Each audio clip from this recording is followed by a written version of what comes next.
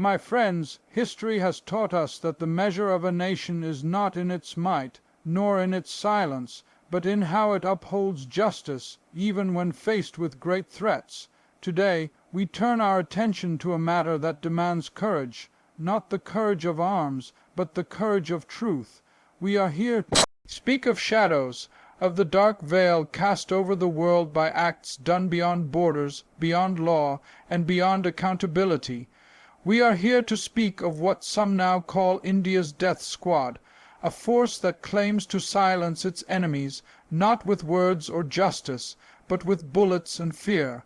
Let us be clear, the pursuit of national security can never justify the abandonment of human rights. The path to peace cannot be paved with secret killings and whispered justifications. If we remain silent in the face of injustice, no matter where it begins, it will one day find its way to our own doors. I have lived long enough to know that power, unchecked, always corrupts, and those who use fear to silence dissent are the greatest threat to democracy itself. So today we do not speak in anger. We speak with purpose. We speak for those who cannot. We speak to awaken the conscience of the world. State power, when left unchecked, becomes a force that no longer serves the people, but begins to rule over them.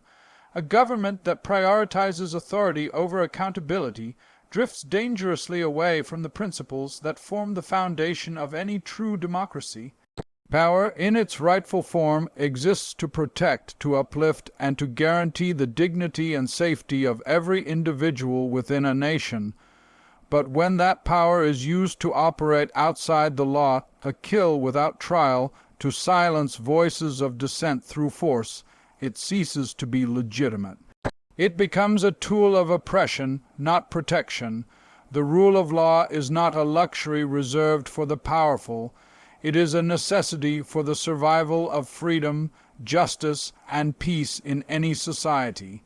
When a state assumes the authority to act as judge, jury, and executioner, it undermines the very institutions that uphold justice.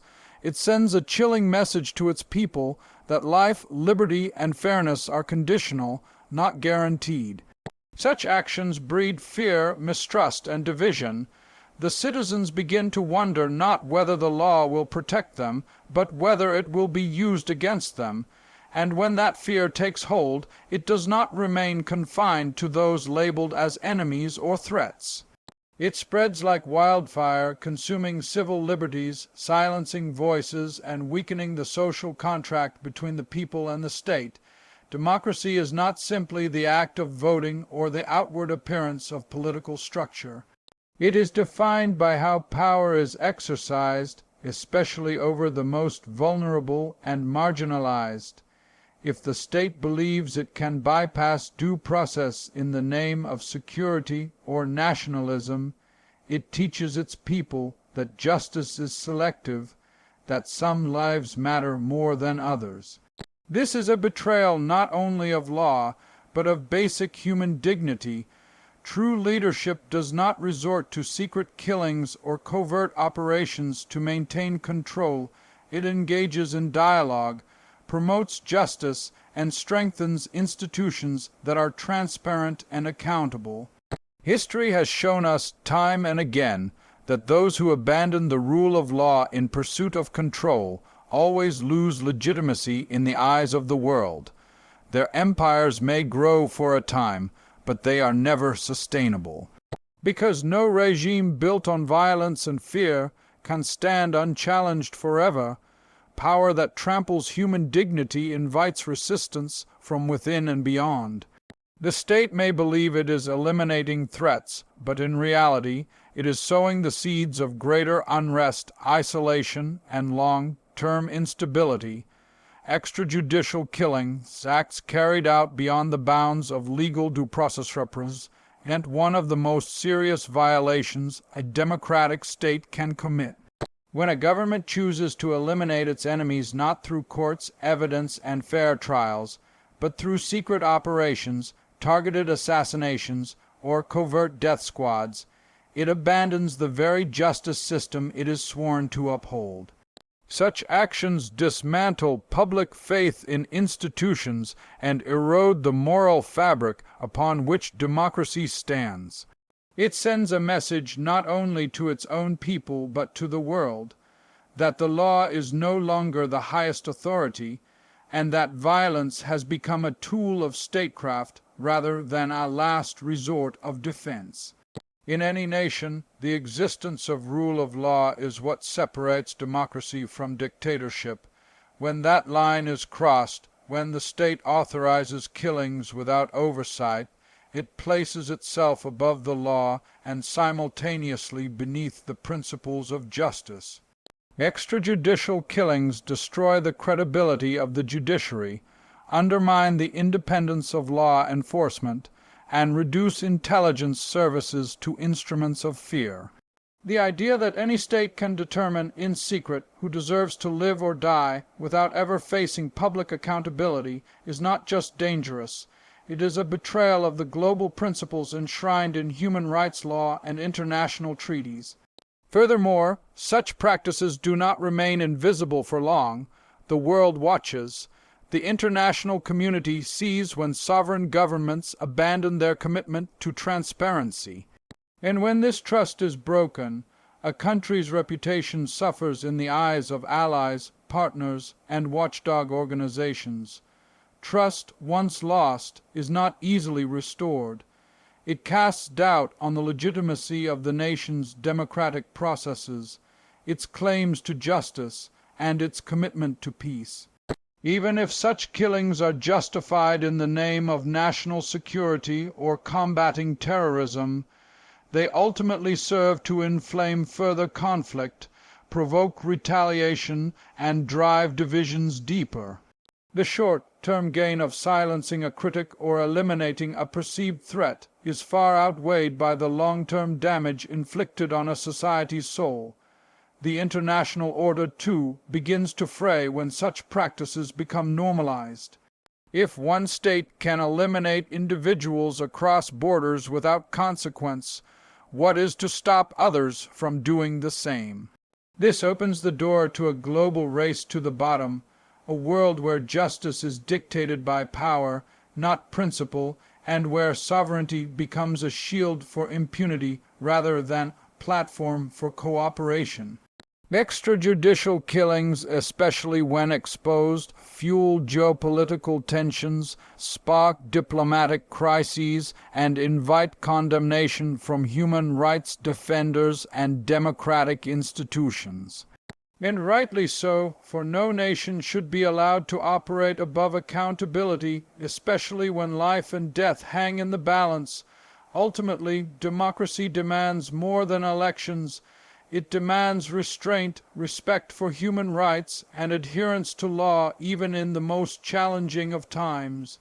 A government that circumvents justice for the sake of convenience weakens its own foundations, and once that path is taken, it becomes increasingly difficult to return.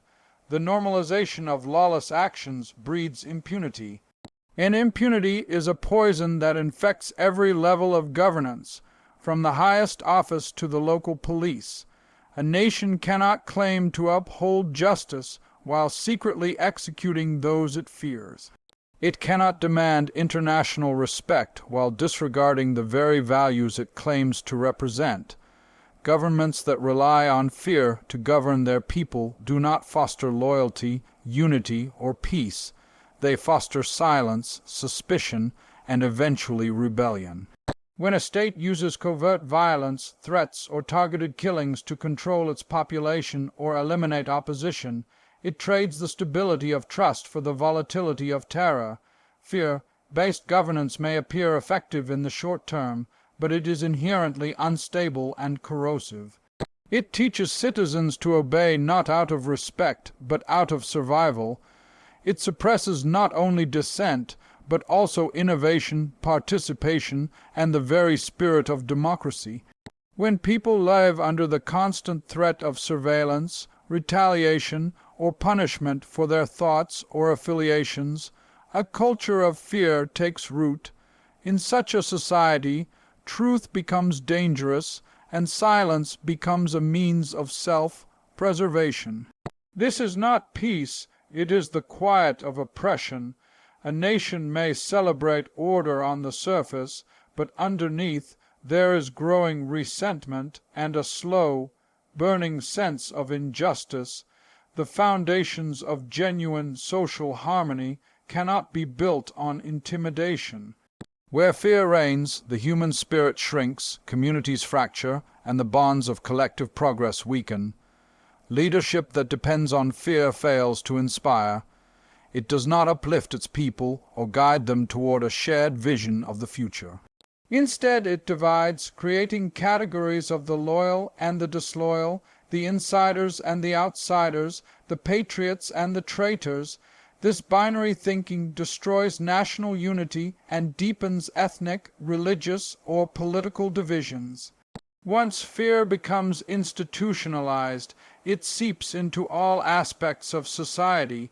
The media censors itself, the judiciary becomes compromised, activists disappear, and ordinary citizens no longer speak openly. Democracy dies not with a loud crash, but with a slow and silent retreat into compliance. Moreover, such a system leaves no room for dissenting voices or constructive criticism, both of which are essential for national growth. The government that sees every critic as an enemy and every disagreement as a threat is not protecting its people. It is protecting its power. The strongest nations in the world are those that can withstand criticism, reform from within, and address their flaws transparently. But a nation ruled by fear builds walls instead of bridges. It isolates itself from internal wisdom and international cooperation. It views the people as subjects to be controlled, not citizens to be heard. Fear is a powerful tool, but it is also a double-edged sword. When a state uses it as a governing mechanism, it sets a precedent that future regimes may follow with even less restraint. The mechanisms of control that are built today in the name of security can be used tomorrow to suppress entirely innocent voices, and once those systems are normalized, dismantling them becomes a monumental challenge. Generations grow up believing that silence is safety and speaking out is danger. The long-term consequence is a nation that may be outwardly strong but inwardly broken, a people whose dreams have been silenced in exchange for the illusion of order. True peace does not come from eliminating threats through violence or surveillance. It comes from building a society where justice prevails, where rights are protected, and where every person feels valued and heard. A government that rules by fear may hold power, but it does not earn respect. It may command obedience, but it does not inspire commitment. And without respect and commitment from its people, no nation, regardless of its military strength or economic power, can truly prosper. In moments of injustice, silence is not neutrality, it is a decision. It is the quiet approval of oppression, the passive endorsement of cruelty, and the unspoken permission for the powerful to continue unchecked. Silence, whether born from fear, convenience, or indifference, becomes a powerful ally of those who abuse power. History has shown us time and again that atrocities do not unfold in isolation. They require the compliance of those who look the other way. When individuals, communities, and even nations refuse to speak out against wrongdoing, they create the conditions in which injustice can thrive. Every system of oppression is sustained not only by those who actively enforce it, but by those who quietly benefit from it or choose to ignore it.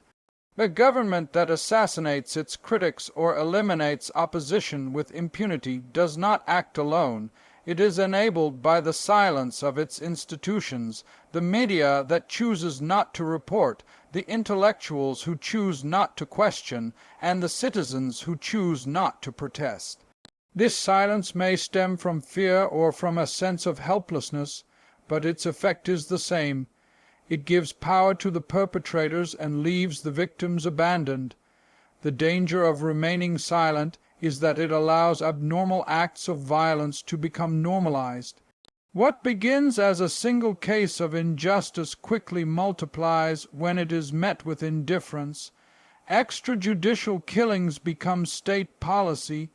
Political dissent becomes criminalized. Borders are crossed not only geographically but morally. The longer people stay quiet, the more difficult it becomes to resist, because silence gradually erodes the moral clarity needed to act. What once would have shocked the conscience becomes accepted as a necessary evil or dismissed as mere rumor. There is also a moral weight that silence carries, one that does not vanish with time. The knowledge that one could have spoken, could have resisted, could have stood for the truth, but chose not to leave a mark not only on the individual but on the soul of a society. Societies that remain silent in the face of brutality begin to rot from within. They lose the ability to tell right from wrong, to hold their leaders accountable, and to stand in solidarity with those who suffer. And when the tide eventually turns, when the violence spreads or the political winds shift, those who were once silent find themselves without allies, without credibility, and without the moral ground to stand on. The international community, too, bears responsibility in this regard. When democratic nations remain silent about state, sanctioned violence in another part of the world because of trade agreements, strategic interests, or diplomatic convenience, they too become complicit. The selective defense of human rights, loud in some places, quiet in others, undermines the very idea of universal justice. Silence in one corner of the world can echo across continents, weakening the global commitment to dignity and equality. Speaking out against injustice is not always easy. It can come with risk, with loss, and with consequence, but the cost of silence is far greater. It allows injustice to root itself deeply into the foundations of society. It turns temporary policies into permanent norms. It transforms fear into culture and oppression into governance. The fight against injustice is not merely about resisting the visible hand of violence. It is about resisting the invisible weight of silence that allows it to grow. Every voice that remains quiet becomes part of the system that allows injustice to survive. And in that silence, the values of freedom, dignity, and humanity begin to fade. Security is a fundamental need of every nation and every individual, but its true foundation lies not in the barrel of a gun or the shadow of a drone. It lies in the strength of justice, the transparency of institutions, and the trust of the people. When a state pursues safety through targeted violence, secret operations, and extrajudicial killings, it creates only the illusion of peace while planting the seeds of future instability. The elimination of perceived threats through covert force may silence enemies temporarily, but it does nothing to address the root causes of dissent, conflict, or unrest. True security is not the absence of opposition, but the presence of fairness, dignity, and lawful protection for all. A state that defines its strength by how efficiently it can eliminate threats through force risks becoming a prisoner of its own aggression.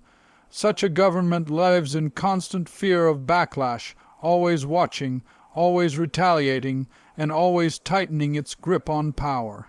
This is not strength, it is insecurity disguised as control.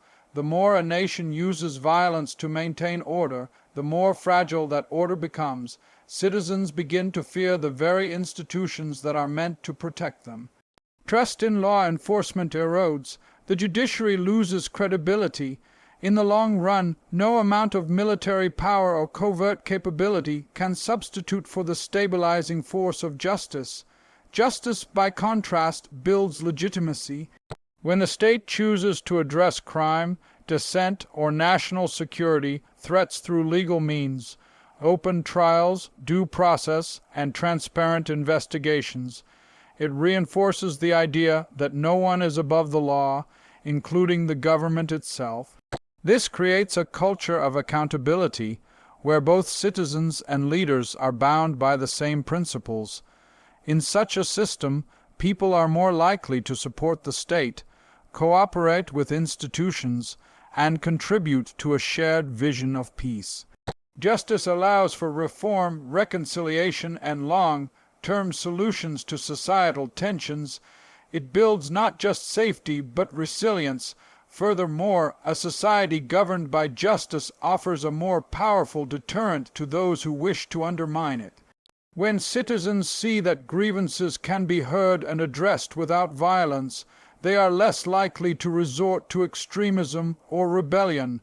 When dissenters are given space to speak rather than being hunted down, a nation fosters innovation, dialogue, and democratic participation. This is not weakness, it is wisdom.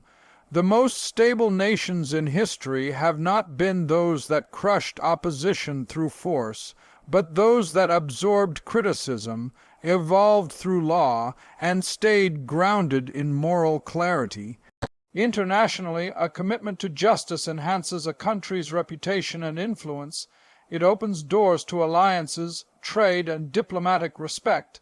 Conversely, a country known for assassinations, disappearances, and secret killings is viewed with suspicion, fear, and condemnation. In today's interconnected world, no state can operate in total secrecy forever. The truth emerges through journalism, through whistleblowers, through international watchdogs, and when it does, the damage to a nation's credibility can be profound and lasting. Choosing justice over violence is not only morally right, it is strategically wise. The temptation to strike first, to eliminate problems through force, often comes from impatience, but justice requires patience, courage, and discipline. It is not a shortcut, it is a commitment. While death squads may offer short-term solutions to perceived threats, they ultimately create more enemies, deepen divisions, and undermine the principles of law and humanity. Security built on such actions is a house of cards, impressive from a distance, but ready to collapse when the winds of truth and accountability begin to blow. Justice, though slower and more difficult, lays the groundwork for peace that endures across generations.